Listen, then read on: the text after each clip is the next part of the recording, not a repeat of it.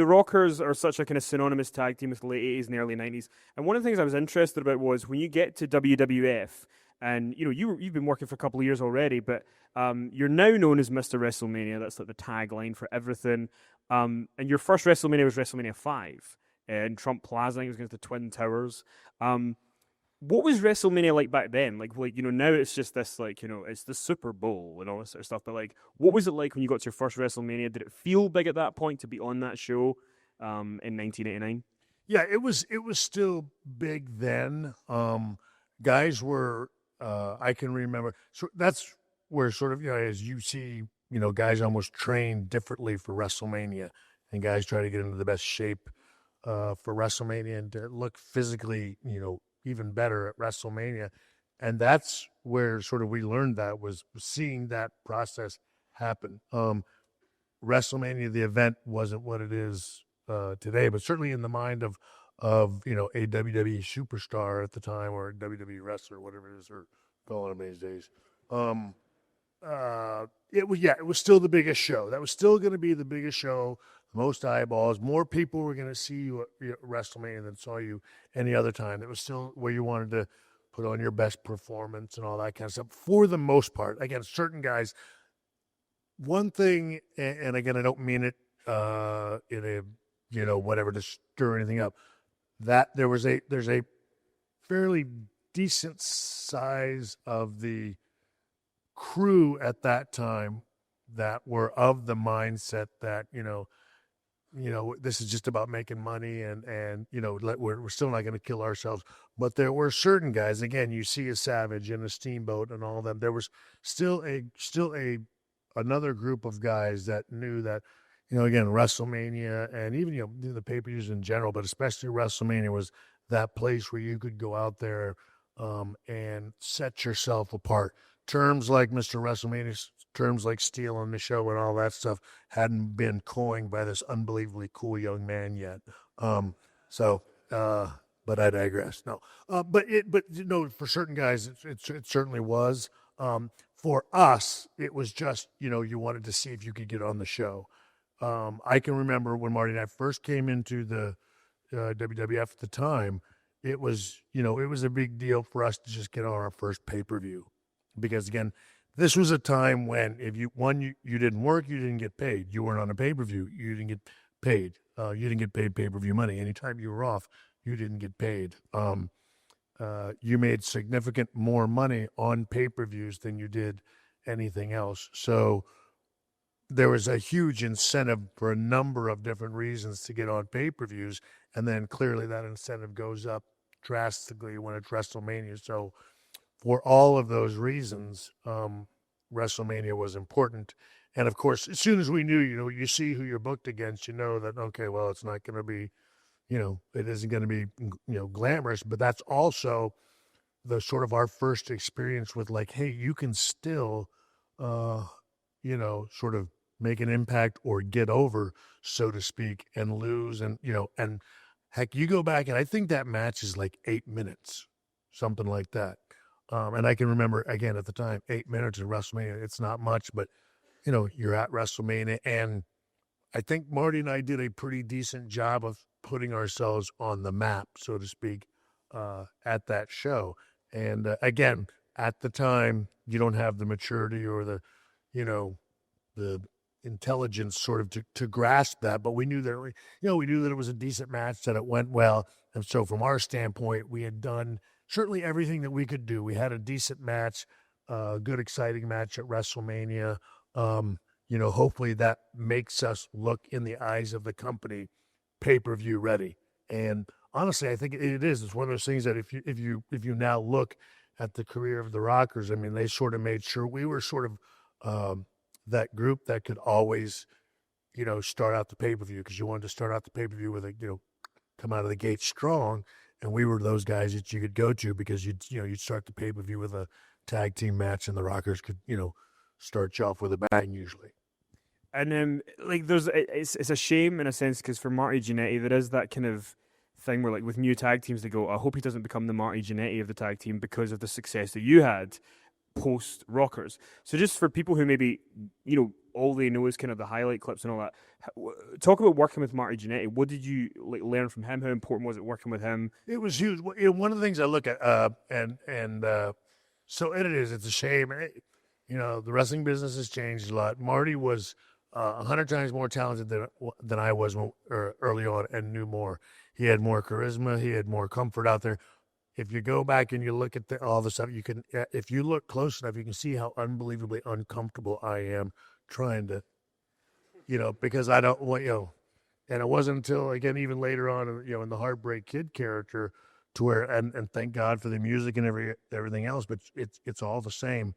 It's all the same movements, because I can't dance, not a lick, and never have been able to. And was never comfortable with it. But it is.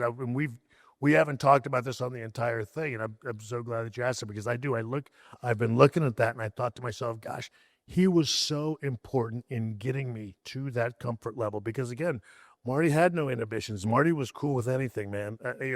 Yes, eventually that got to a point to where it, didn't work in his favor, but in the ring, he was so unbelievably comfortable, and he is the person that got me to that comfort level. He got me to that point to where I wasn't self-conscious about the way that I looked. And you can't be that way in that line of work.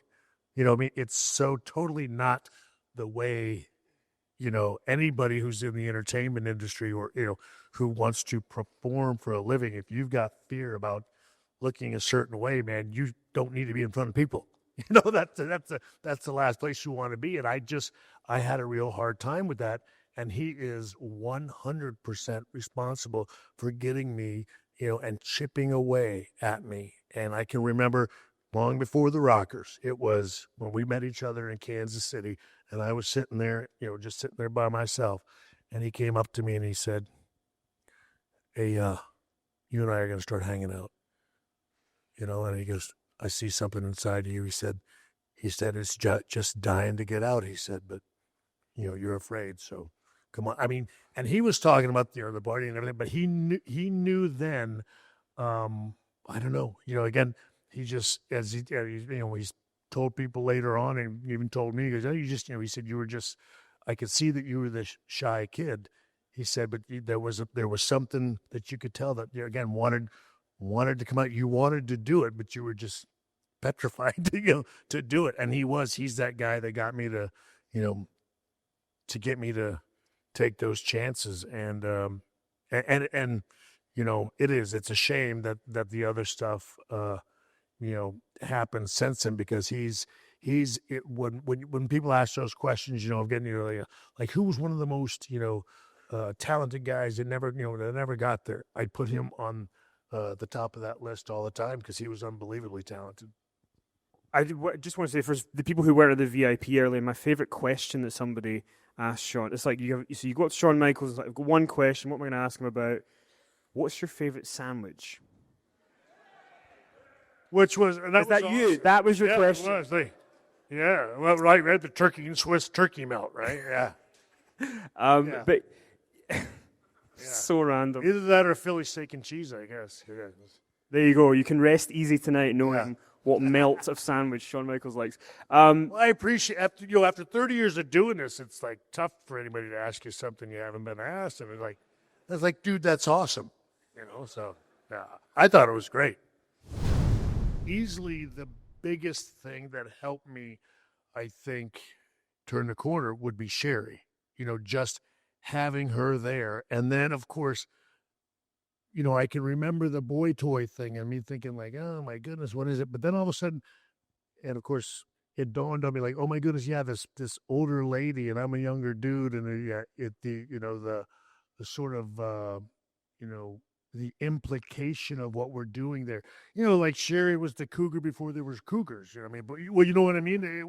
Those terms weren't even around back then, and all of a sudden, that's what sort of got me thinking like, okay, that's so clearly I'm I'm her, you know what I mean? And that's, again, that gives you some direction, and you feel like now you've got some sex appeal, and you're feeling it a little bit. And then all of a sudden, driving down the road with Kurt, and Kurt tells me, Hennig, and he says, like, hey, man, what do you think of this? It's one with Chris Ledoux show. He goes, and I threw it out there on when Vince and I were doing VOs, The Heartbreak Kid, and it's like, oh, I don't know. And again, back then, when you're searching for stuff, again, I don't know nothing.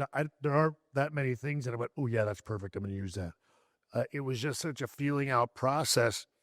And then you're cutting a promo, and all of a sudden, the Heartbreak Kid just comes out, and it feels natural. And you're out there with Sherry, and then I don't know. I mean, gosh, and I'm asking her, like, what, do you mind? You used to wear the dresses. Do you mind me wearing a leather jacket? Wanted to dress Sherry up all sexy and hot, and then it's just, and she's like, sure. I mean, Sherry would do anything. She was just so awesome. And again, it's more of that when you find other people. And again, I'll go off track here, hopefully not too long. But so anyway, I did a movie recently and filmed here in London. It's here like a month. So James Nunn, the guy that directed the movie, is up there. And I only bring that up. You can stare at him. I bring that up because like working with Miz the first time, he and I worked with each other, and it was like instant chemistry because we both decided right away we're gonna trust each other. We're just gonna dive right into this, and it just and it worked right away. And Sherry was that way. She was just so phenomenal. I mean, she's like, yeah. I mean, she pulls on the fishnets. She's got the, and Sherry was an attractive lady, and that just helped me really be able to get, again, back then it wasn't getting into character, it was just feeling the gimmick and all that. But in today's terms, that really helped me get into character and sort of find my groove, and made me very comfortable with becoming this Heartbreak Kid. And that thing, I didn't like the boy toy thing, but then it's like, ooh, the Heartbreak Kid, that's still sort of the same thing, the same implication. And again, it just all started to flow. And then once you get that comfort level, or certainly, I guess I'm guilty of this, once I get a comfort level, man, I'm, it was full steam ahead. And unfortunately, I guess for everybody in the wrestling world, I got extremely comfortable pretty quick. And I started steamrolling downhill, and the rest is history. Well, we should mention, since we're in London, you did have the match at SummerSlam '92 with the model Rick Martel, and that night, Sherry, she didn't wear chaps. She wore some sort of assless dress. Yeah. It looked good, but but the rules of the match were, Rick Martel was starting to kind of check her out, and then you were getting a bit annoyed about that, and then you guys couldn't hit each other in the face, and then she kept fainting. Do you want to talk about that match? Well, if I recall, I think there was like I want to say it was probably one of Pat's ideas or whatever, but it was just hilarious. I don't know. Again, and that was just one of those things that somebody throws out there. It sort of fits both characters. And it's, I guess, to me, I think about it. So nowadays we put sort of something like that in place. And again, like I said, nowadays we call it, we'll put it in it's a storyline. It's we're going, when we do a storyline, so to speak, we can now take this match and work completely around that one storyline. And in this particular case, it would be no hitting in the face. Well, back then, we didn't have all those terms, but of course, it's like, so, okay, I guess we're going to have this match and, do something to where, we're not hitting each other in the face or whatever. I mean, do we make a big deal out of that, or how do we do it? And it's been just, I don't know, forever. It's been so long since I've seen that match. I don't know how far we went with that. I don't know if we did a good job with it or anything like that. I mean, I think to myself, my goodness, if Rick and I could have that match now, how much mileage we could get out of, again, not hitting each other in the face, and where it wouldn't seem, I mean, it would still be silly, because everything in, let's face it, everything in pro wrestling is silly if you ask me. But, but again, I guess I'm so intrigued by some of the stuff that we were doing back then, and like what that would be called now, because we didn't call it that stuff back then. It's like somebody like, hey, back in '92, who was working creative?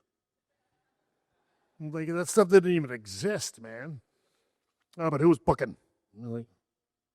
I don't know. We all went and talked to Pat. Pat Patterson single-handedly came up with every freaking idea within the WWE for 15 years until Vince, Vince drove him crazy and he, hey, I gotta leave, and then was just forced to find somebody else. And then all of a sudden, people started to realize it's going to take more than one person to have to deal with that guy all the time. You know what I mean? So, but we didn't have that stuff back then. So anyway, that is something that, again, we came up with. It is one of those things that you come up with and you go, it was funny then, just like it's funny now. But again, it's something that you do your best to try to work with. And again, for me, I'm looking at it as, again, that's another one of those sort of things that to me, it's still a step up. It's a match with a stipulation. It's a guy to, again, I'm on a pay-per-view. I'm moving up the card. It's a match that means something. We're both fighting over Sherry. It's getting a little, TV time. That's honestly when you're, moving up. It isn't the winning and losing you worry about. It's how much TV time and where you're going, how much interest, how much time they're putting into you from a television standpoint. And again, all these things were, I think, before we had Raw.